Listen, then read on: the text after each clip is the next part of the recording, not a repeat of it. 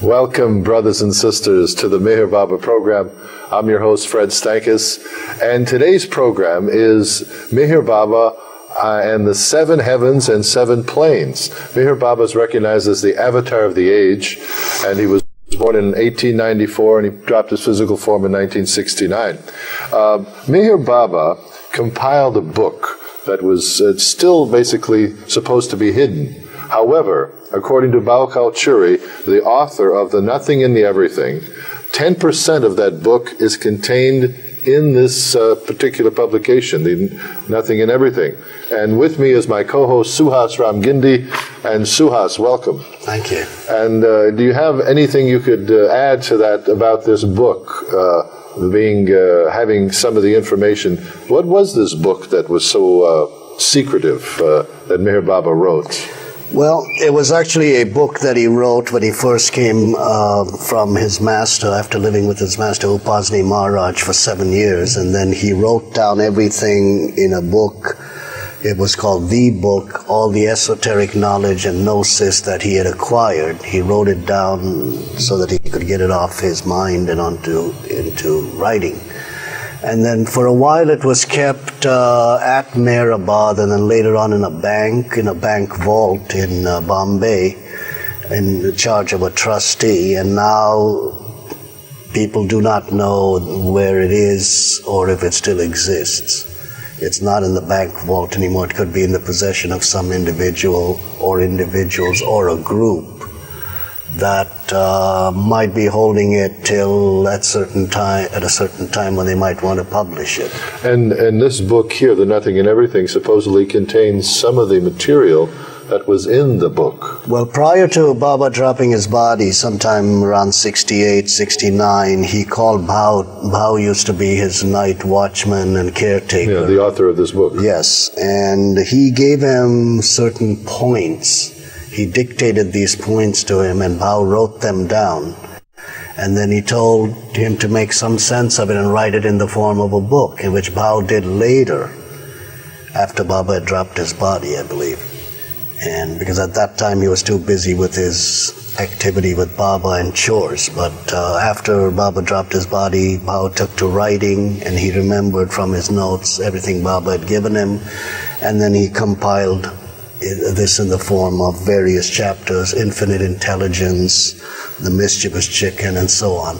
And it kind of brings to light a lot of mystical and esoteric knowledge that was up to now, till maybe the 20th century, not readily available to, universally speaking. Right, so Meher Baba, in this particular you could say message that Baal Kulturi, of course, is writing from Meher Baba's words, is about the 7 heavens and the 7 planes. Now, these are states of consciousness that the average, I'm using that word in quotation marks, human being or soul is unaware of. These are places People like you and I. Yeah, these are places that exist for those who are advanced souls. And the reason for this subject on this particular show, I know we discussed it briefly on the telephone yesterday. Yes. And you said, would this be proper type of information to share with people who maybe are unaware of these kind of matters? And I said, yes. I said, because isn't it time for people to know that there's more than the so-called physical gross world, that there are these stations that exist, and that it's important for a soul to have maybe the hope and the vision that perhaps they will someday experience that if they want to experience it. Meher Baba, of course, cautions that you can get enchanted on certain levels and be caught there. But of course, Or we would become probably like to be there, maybe. Yeah, sure. Yeah. So why don't we begin? Yeah. We're in the book, The Nothing and the Everything, and it's by Balkal-Churi. It's, of course, copyrighted by Hermes Writer, who did remarkable work with it, Manifestation Incorporated. So why don't we begin? This message mostly is from Baba himself, Yes. so it's just written in a format that we can understand. So I will start with the evolution of the consciousness. So as consciousness passes through involution, one must ascend to the next plane and then on to the next, because the plane is the station or the central place where one can take off or move on ahead. One cannot move from heaven to plane, but only from plane to plane or station to station. The 14 by-lanes in the heavens are doorways in and to the planes that lead to one of the 7 lanes that lead from plane to plane. If one journeys direct from one station to the next station without moving here and there in the city, the heaven, one is safe. But if one moves about or takes on powers, it is inevitable that one will be dazed or enchanted. Once one is enchanted, one will become entranced by the allurements within the heaven's different sections, and thus progress no further. The subtle heavens are filled with unimaginable ecstasy, and so one becomes a must, or an intoxicated being. It is understandable.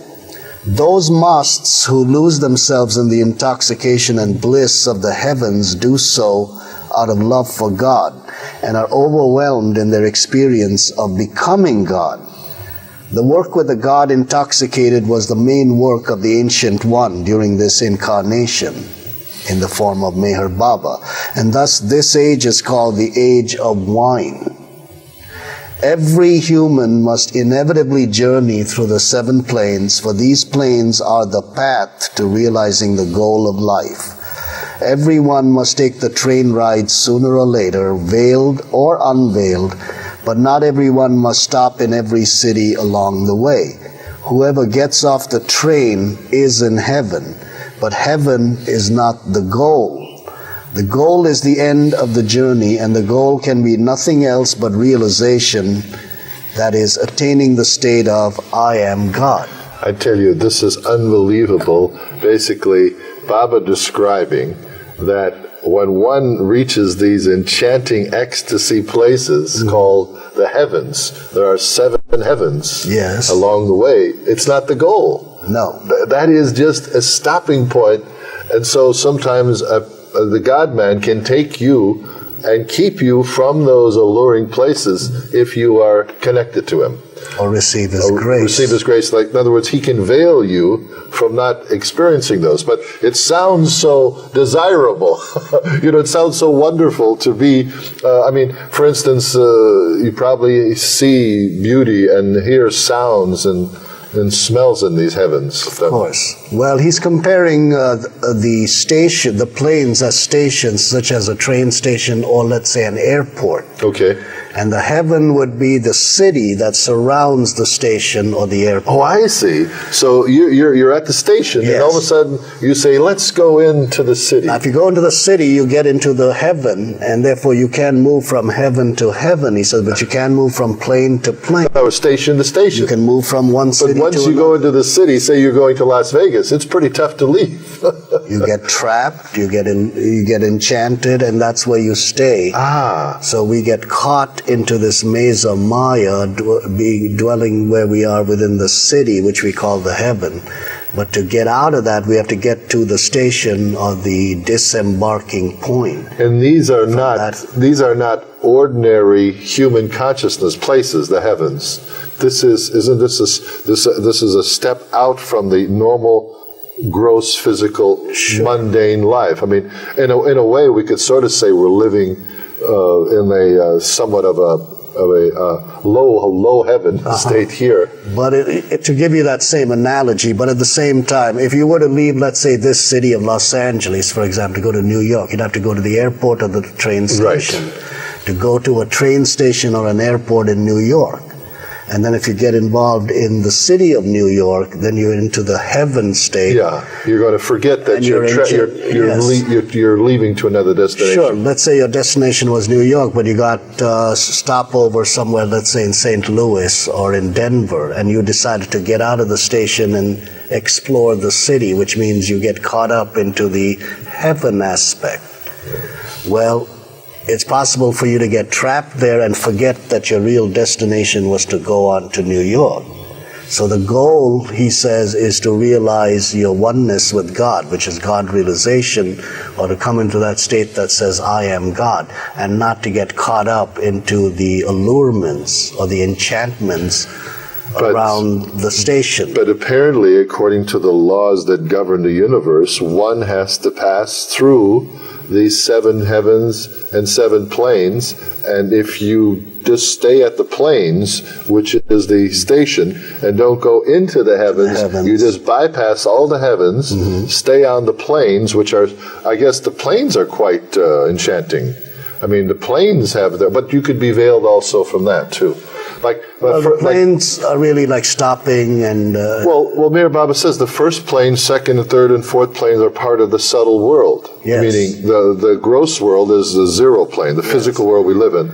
And then the subtle plane is the world of energy. And then the fifth and sixth planes are the mental world, or he sometimes calls it the domain of holy men or saints. Or the mind. Or the mind. And they're able to read thoughts and so on. Right. So we're speaking of these stations in a sense of a simile in regards to the physical world, but they are far, far beyond. So why don't we begin now with Meher Baba discussing the first heaven and first plane, which with Baal Kalchuri, of course, is the writing with his own prose. Sure. The first plane and the first heaven. So the 7 inner journeys of the planes begin when the human's gross sanskaras or impressions have become quite weak, meaning the grossness of the impressions or sanskaras has worn thin or worn away through the process of reincarnation. After full experience of gross human consciousness of the gross world through millions of lifetimes, the involving Jivatma, or the living soul, has extremely thin, gross sanskaras, and its consciousness turns inward towards the first plane of the subtle world. Wow, so basically what you're saying, this comes naturally after a soul through millions of births and deaths, of suffering, of pleasure, of pain, of joy. Going through opposites comes to the point where those impressions are now almost dormant or worn out. Or getting weak. And then suddenly he starts experiencing some other consciousness, as though a veil has been pushed aside. Yeah, the soul starts turning its consciousness inward. It's happening, though, in a normal-like way, though. It's a natural thing. Because people may, viewing this program, think, a person can aspire to reach this point, just like, you put an instant pill in a water and drink it, and suddenly you're there. No, this isn't that way. It should happen. It happens through a growth. Yeah, it's a gradual process of step by step, as you say. Right. It's there. What's wonderful. The process of involution is natural through its 7 stages and is as naturally effected as was the process of evolution through its 7 stages. We went through the evolution from gas to stone, metal, and so on till the human form. When the human's consciousness begins to turn, involving inward instead of outward, the gross body remains, but the consciousness of the individual Jivatma, or the soul, becomes subtle, thereby losing connection with its body. Subtle consciousness can be imagined as if the individual himself becomes gaseous, experiencing the 276 states of subtle gas. This Jivatma, who has become subtle conscious, experiences through its subtle body, the inner ears, eyes, and nose, the phenomena, entities, and powers of the subtle planes. The spiritual path herein begins. This is amazing. I pointed this out once to, I think, a scientific-minded associate of mine, about 276 gases exist. And prior to the gas that we see as oxygen, hydrogen. We actually don't see oxygen and hydrogen, but we know it's there. So what you're saying, these 276 are not even visible to the gross world. And not even, some of the scientists don't even know about it. So when Meher Baba speaks of 276 gases, he's speaking they exist on the subtle plane, not in the physical plane. Yes. And so one day we may be able to discover these. Sure. And he describes three senses. He says a subtle body has inner ears, eyes, and nose. Mm-hmm. So there's only three senses in the subtle body. Yes.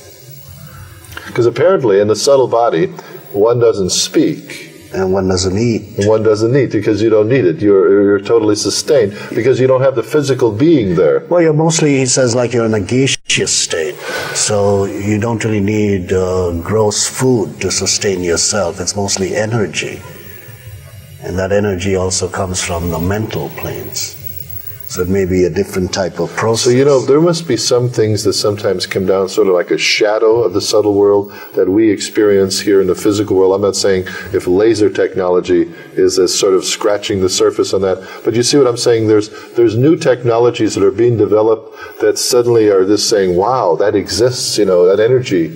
Where's it coming from? Well, not only subtle, we also experience mental and also the bliss from time to time in the form of when we're least expecting it. Sometimes people go through those experiences, it's called an epiphany, and they feel a sudden outburst of consciousness, but they can't explain it.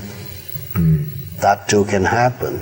So there are things that happen, phenomena that happen to individuals. So we're sharing this information from the Nothing and the Everything by Bal Kalchuri, as given by Meher Baba to everyone to realize and can understand. And to realize the greatness of each being. Sure. I mean, this exists for all of us. Yes. Every being. We're speaking about it only in the sense of saying, listen, this has been documented. Mm-hmm. This is information that is there.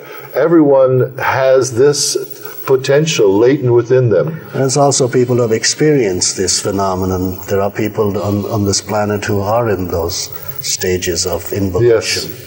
Maybe not in this country, but they could be in other parts of the world, primarily India. But they're not known to the general public at large. So let's continue. Sure. The first heaven, AMBCSC, is in the subtle world, but has three sections or parts. The first sections of this heaven are connected to the gross world, and the third section is actually the first plane of the subtle world. The first section of this heaven, AMBCSC, is separate from the gross world, but very near to it like a tangent point.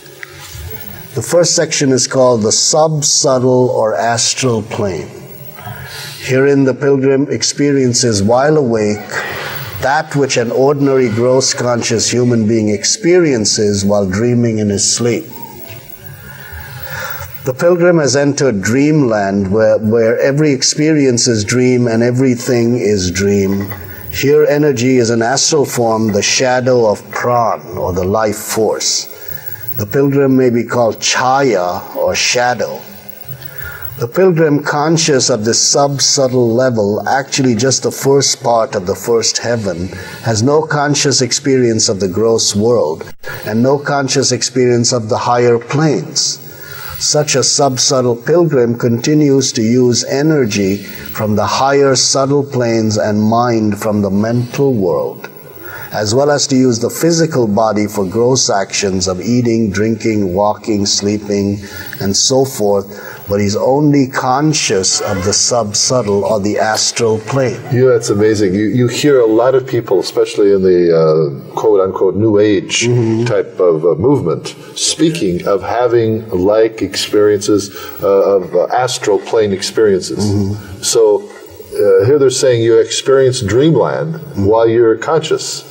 In other words, what you would normally experience in a dream, in a sleep state, you're experiencing in the so-called conscious state. In the wake state. In the wake state. But it is just the semi-subtle spirit. Yes, there's only one part. In other words, you're attached both to the physical and the scratching surface. Yes, you have a physical body, but you're experiencing some otherworldly experiences. Right. So in other words, there's no real big stamp to put on this to say, oh, this is really special to have this consciousness.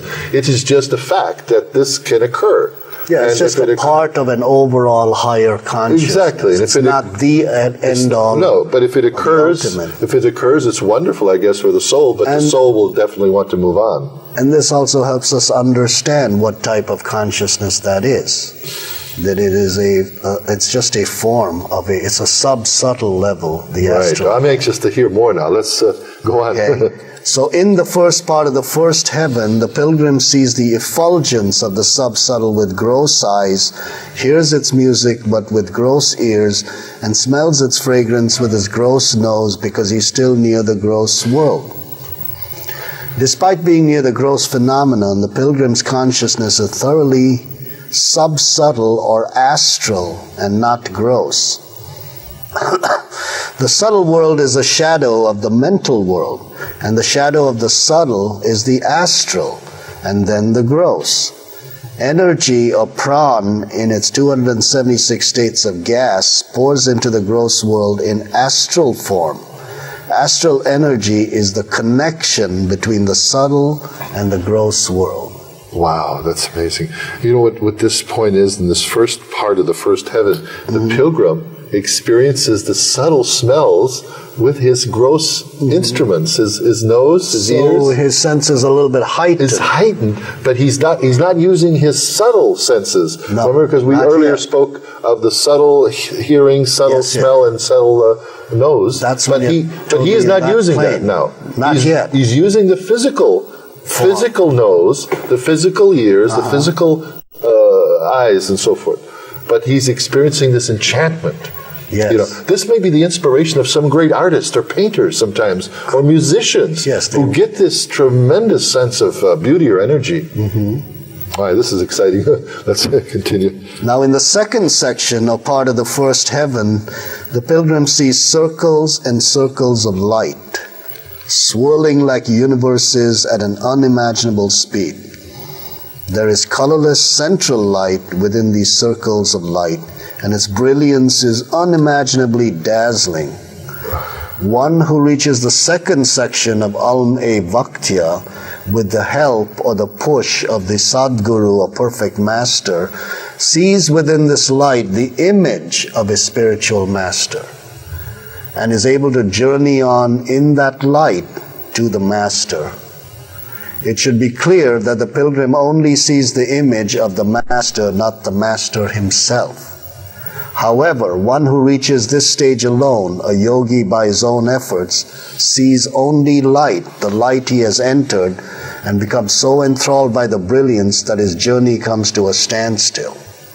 This standstill is the effect of the enchantment in the heaven, and usually lasts a long time until the enchantment is overcome, or the entrancement, samadhi, is shaken off, that is, until the yogi is no longer dazed. In the second part of this heaven, the pilgrim also hears the sound of an infinite melody, which though a shadow of the original melody of God, Brahmanad, is inconceivably sweet and entrancing.